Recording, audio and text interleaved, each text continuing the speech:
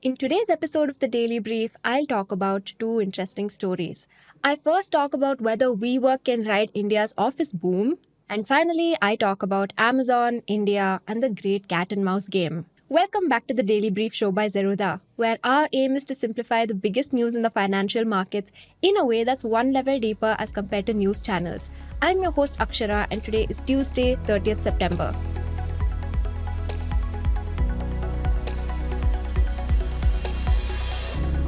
Coming to the first story.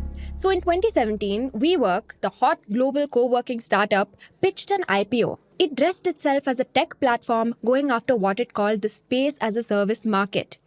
As the pitch went, it would leverage data to learn where to build new offices, follow through with instant execution, and quickly lock in workers and offices into its ever-expanding network. All of this, the company claimed, had earned it a right to a $47 billion valuation, placing it in the league of Silicon Valley giants. Beneath all that shine, though, the company was falling apart. It had stretched itself too thin, too fast. It had committed to pay its landlords over $47 billion for the leases it had taken, and meanwhile, it had only managed to find enough tenants to cover $4 billion in leases. And the losses threatened to overwhelm the company. Making things worse was an iffy corporate structure where its founder, Adam Neumann, had super voting rights worth 20 times the rights of an ordinary shareholder. He also owned the We trademark, for which the company would pay him millions of dollars. It was a disaster.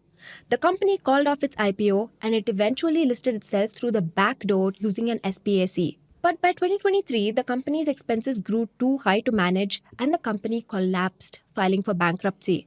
Its market cap by this point had fallen to $45 million, 1,000th of what it had once hoped for. WeWork India, on the other hand, is a very different company. The company pitches itself much more like a traditional real estate play, a slice of India's growing office business. It's really an arm of the Embassy Group and works as its own entity, just renting the name of its more colorful global counterpart. And most importantly, it's already made a small profit. In a few short days, WeWork India will launch its own IPO. So is the company worth taking a bet on? That's what we're looking at the company's offer document to understand today. A company like WeWork, put simply, is making two bets. One, that India's software and services industries and its services export industry in particular will need an ever larger stock of places to work. Two, to many of those companies, hiring flexible office spaces beats out making huge capital investments to set up their own offices. The first is simply a continuation of a long-term trend. India's stock of office spaces has grown fairly steadily for over 2 decades, and projections suggest that the trend shall continue. Alongside, however, India's offices are premiumizing. Our service industry has evolved over the last 2 decades, and increasingly, office demand comes from MNCs, startups, high-end service providers, and the like.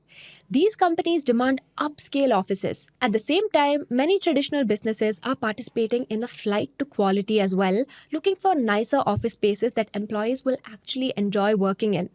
And that's why, along with the change in the quantity of office spaces, there's been a change in its composition. Grade A offices with large layouts, beautiful lobbies, centralized air conditioning, adequate parking, non-stop power supply, and more are increasingly edging out Grade B offices, which are more ordinary. Back in 2003, Grade B office spaces made for more than half of India's offices. But today, more than 85% of India's office spaces are Grade A, having grown at a CAGR of approximately 14% over the last 20 years. Now, India's GCC boom is playing a major role in this shift. As we host an ever larger number of global corporations, they're turning into one of India's largest drivers of office space demand. In 2024, for instance, 36% of all office leasing activity in India, approximately 29 million square feet, came from GCCs. And that demand is slated to grow even further. These are companies that won't be happy with low-grade offices. They seek premium spaces, often within integrated office parks, with everything from F&B outlets to wellness centers nearby. The flip side, however, is that setting up large premium office campuses takes capital and, more importantly, time. And that opens the room for a business proposition. A real estate operator could take up both the capital investments they require as well as all the operational complexity, making it easy for one to have a desirable office. They can create flexible workspaces, which are plug and play offices for anyone who needs them. Their scale and know how would let them offer the range of services and amenities that modern businesses look for. Now, there's certainly some demand for this. In 2024, between 18 to 23% of the leased office spaces in Tier 1 India was flexible.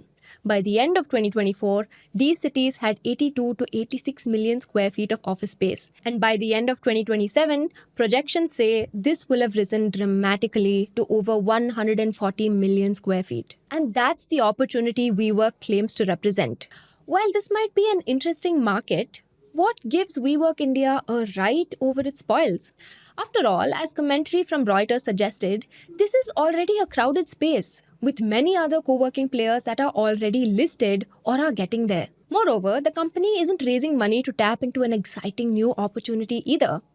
The offer will just see the company's existing promoters and investors offloading their stakes. So, what's the investment case? At its heart, WeWork's business is simple. It rents big, high-quality office spaces from top builders in India's biggest cities, spends heavily on making them look gorgeous, and then rents out flexible spaces, desks, and private offices to companies. It has built a massive presence doing this with about 114,000 desks across the 7.7 million square feet of office space in its 68 active centers. So it runs on the back of two key relationships. First, it licenses the WeWork brand and playbook from WeWork Global, and that costs a bomb. 2.74% of its revenue in fiscal 2025, while WeWork's brand guidelines limit its flexibility. In return, however, it gets the brand and the recognition it has, particularly among foreign clients. It also plugs into WeWork's technology stack. And second, it's run by the family behind the Embassy Group, which has been in the real estate industry for decades. That gives it access to high-quality buildings, relationships, and operating know-how. And together, these put the company at the premium end of the co-working market. It has top-tier buildings in major business clusters, drawing key global and Indian firms to its floors. Not too long ago, at the height of the pandemic, WeWork India was struggling for survival. But in the years since, it's grown at a dazzling pace. Last financial year, for instance, its revenues grew by a formidable 17.1% year-on-year to Rs 1,949.21 crore. Between FY23 and 25, in just 2 years, it expanded its capacity from 43 to 65 operational centers. Speaking roughly, WeWork pays its lessors rent every month while its members pay it a monthly membership fee. A simple health check then is to look at its revenue to rent or how many rupees the company brings in for each rupee of rent. Here, WeWork has consistently shown bright. Last financial year, this figure came up to 2.7x, far better than the industry average. The company has also avoided the worst of WeWork Global sins. For one, it has much more money coming in the foreseeable future than what it's committed to pay its lessors. Its locked-in customer fees are 2.4 times its locked-in rent. That is, if all its clients walked away today, the fees they would still owe it is 2.4 times what it would have to pay in rent over the same period. The company seems to have a tight grip on costs. And this has allowed its adjusted EBITDA or its operating profit after all lease payments are made to grow handsomely in the recent past, from Rs 191.29 crore in FY23 to Rs 421.26 crore in FY25. Meanwhile, it also managed to charge more, with its average per member revenue growing from Rs 17,096 to Rs 19,842 in those 2 years. All of this meant the company was able to finally turn its first profit in FY 2025, bringing in Rs 128.19 crore. And that's a far cry from WeWork Global's 2017 attempt. There are, however, a few things to watch out for. For one, you should be skeptical that the company will stay profitable, at least in the near future. See, while the company turned profitable after tax last year, before tax, it was making a loss. All its profit was the outcome of a Rs 286 crore deferred tax credit. And that's unlikely to repeat itself. In the half year that ended in June this year, in fact, the company made a small loss of Rs 14.15 crore yet again. That said, the size of the company's losses are getting smaller. And some losses are to be expected while the company grows. As its RHP explains, a new center makes losses until it hits an occupancy rate of approximately 56%, which takes roughly 4 to 6 months. The company might just be at an early point in its life cycle, but ultimately, it just isn't consistently turning profits yet. It's still unproven in its ability to make money, and there are also hints of softness in its business. For one, its occupancy rate, or how many of its desks are occupied, has been slipping recently. From 83.78% in FY23, it dipped to 76.79% in FY25. Similarly, fewer memberships are getting renewed each year, and its renewal rate dropped from 79.24% to 74.66% in the last 2 years. These are, to be fair, minor drops. Low occupancy, once again, could simply be the outcome of new centers coming up, but it's still worth noting. The lower these fall, the harder it will become for the company to turn a profit. But one odd, interesting thing we spotted was that the company is surprisingly thin on liquidity. At the end of June 2025, it had less than rupees 9 crore in cash. Adding fixed deposits and investments to the mix, its total liquidity sat at around rupees 43.23 crore. That's less than half a month of rent. And a single big shock could send the company down a spiral. Finally, the company is developing a serious dependence on Bengaluru. Almost half of its seats are in Bengaluru alone, and nearly 48% of the company's fees come from there. That ties its fortunes to those of the city. While Bengaluru booms, and as people who belong to this city, we hope that's forever, the company's growth is likely to continue. But if the city sees a downturn, WeWork's business goes with it. So here's the bottom line. The WeWork India IPO of 2025 is not the WeWork Global IPO of 2017-19. It's a more honest business which plainly positions itself as a real estate operator. If it has an edge, it comes from its access to premium properties and well-paying clients, and it's made itself a solid business leveraging the two. If India's office boom continues, WeWork could ride the wave. But the company isn't a no-brainer. There are problems to look out for, and its supposed profits are questionable, and its business could just be softening. There are also latent risks, from its arrangement with WeWork Global souring to its razor-thin cash buffers turning into a sudden quagmire. To invest in the company, then, is to bet these problems will be solved. But will they? We'll leave that to you. Now coming to the second story. So we just came across a curious headline. India proposes to ease investment rules in possible win for Amazon. Now that's an interesting turn of events. If this draft proposal goes ahead, for the first time, e-commerce platforms like Amazon could directly buy goods from Indian sellers and export them, something that's currently prohibited. And in the world of Indian retail, where foreign investments are routinely rewritten for the benefit of small-scale traders, this marks a shift. India has always treated foreign-owned e-commerce firms with suspicion. We have long prohibited them from holding inventory or selling directly to consumers, either at home or abroad. They responded by hiding under a legal myth that they operate marketplaces. They were strictly middlemen that connect independent sellers to buyers. Of course, that isn't what really happened. These companies eventually found loopholes, building complex ownership structures that let them sell goods on their own platform. But their relationship with the government often had an antagonistic edge. Regulators constantly pushed back, closing loopholes and launching antitrust probes as small retailers lobbied furiously against what they call predatory practices. The draft, if adopted, would mark the first major liberalization of these rules in years. So to understand why this matters and why it's stirring both hope and outrage, we need to retrace the saga of how India's FDI rules for retail evolved, how Amazon and others repeatedly tried to get around them, and how regulators kept rewriting the rulebook. Retailers are deeply entrenched in Indian politics. For generations, millions of mom-and-pop kirana stores have sold everything from groceries to mobile phones to clothes for a living. When we began liberalizing our economy, this quickly emerged as a political hot potato. If Western superstores marched into the country, they could destroy all those livelihoods. But we still wanted foreign brands in India, and so a compromise was struck. India would allow some foreign investment into Indian retail, but it would strongly favor single brand retail. A Nike store that only sold Nike shoes was single brand and kosher. But if a department store tried to sell Nike alongside Adidas, Reebok, or Puma, that was multi-brand. And such a store was closer to how an Indian trader worked, which made the government uncomfortable.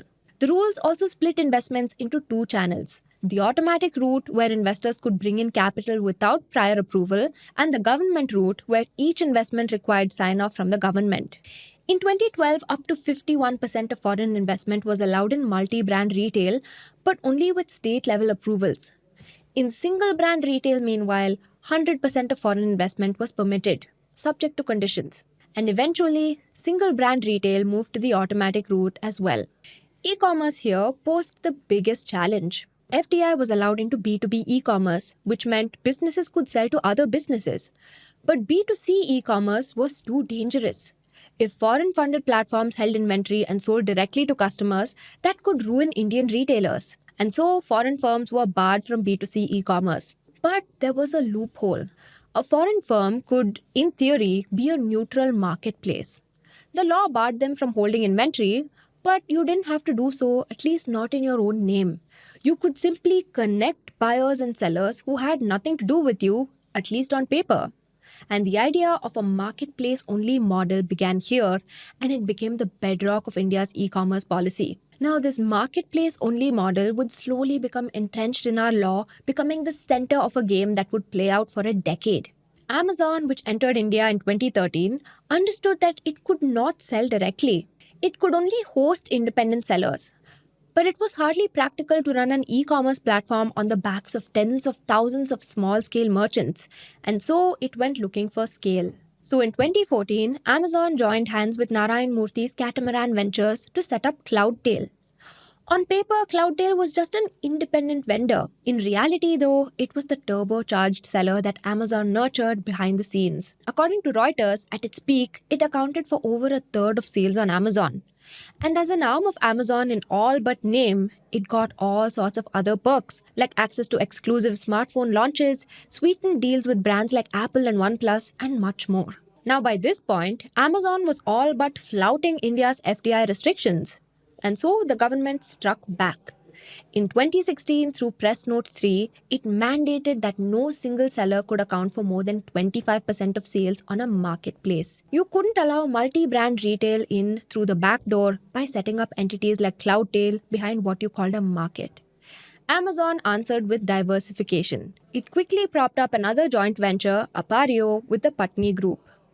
Now, there were two independent giants moving volume, both deeply tied to Amazon. And in response, the government hit back once again. In 2018, it issued Press Note 2, which prohibited marketplaces from selling goods from sellers in which they held equity. This was aimed squarely at Cloudtail and Appareo. But for every new rule, Amazon found a new arrangement. It reshuffled its ownership in these entities, reducing its stake and tweaking structures. Flipkart was no different.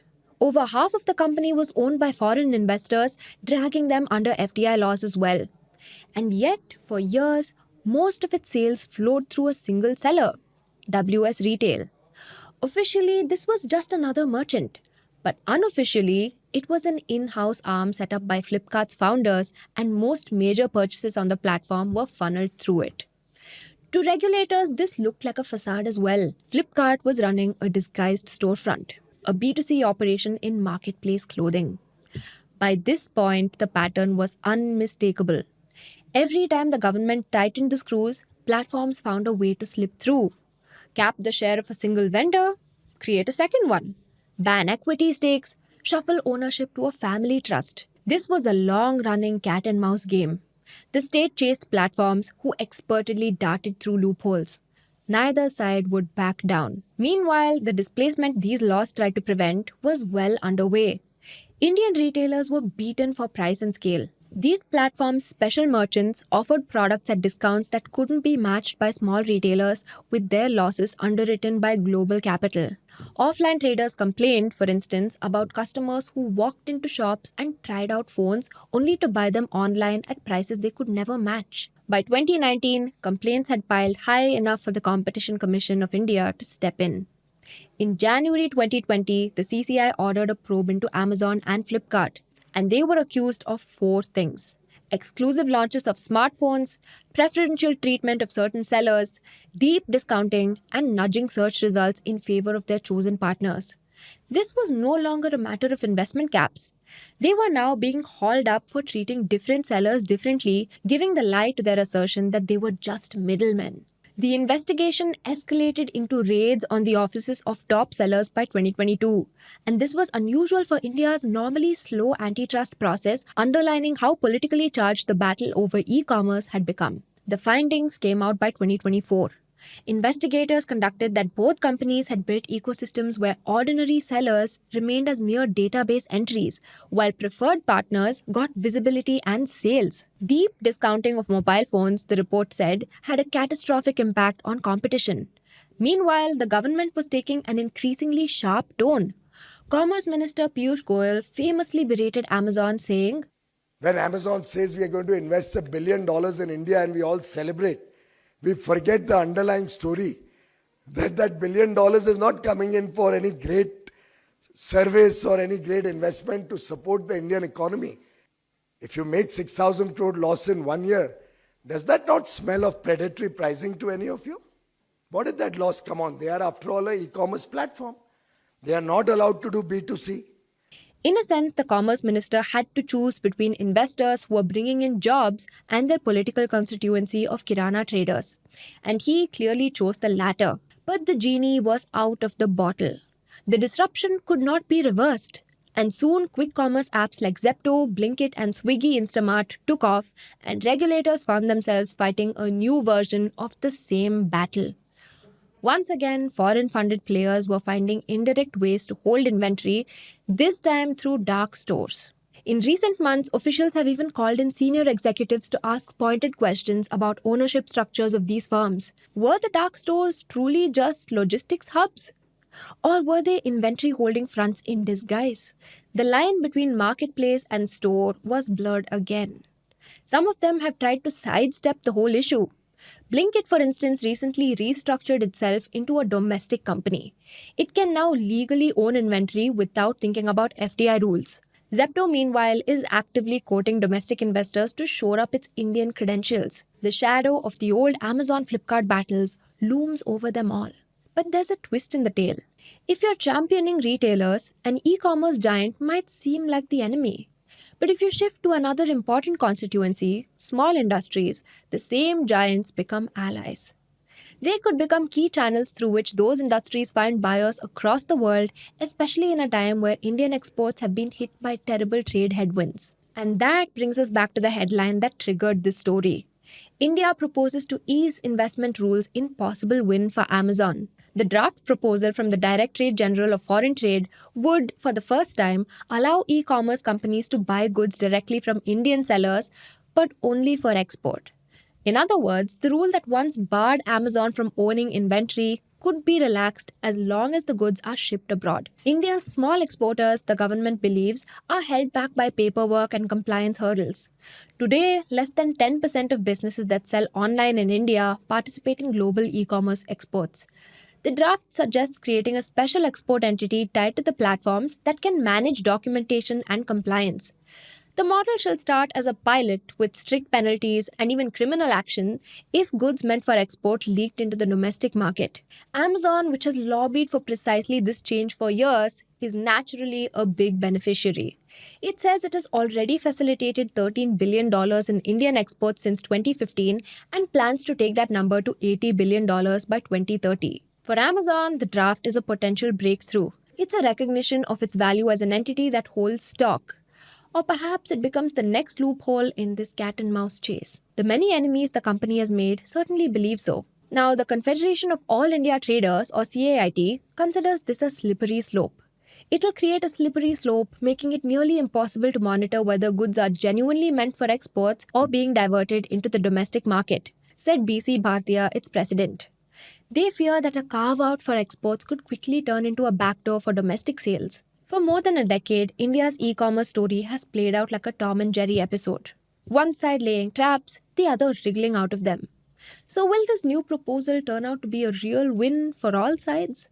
Or does it become the latest twist in a long regulatory battle? Let's wait and watch. Now coming to the tidbits. India's Supreme Court has approved JSW Steel's $2.3 billion takeover of Bhushan Power and Steel, reversing its earlier rejection.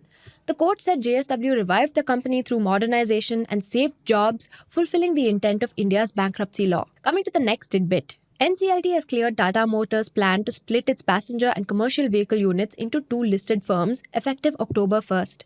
Shareholders will get equal shares in both companies. Leadership changes include PB Balaji moving to JLR as CEO, while Girish Wagh and Shailesh Chandra head CV and PV businesses. Coming to the final tidbit.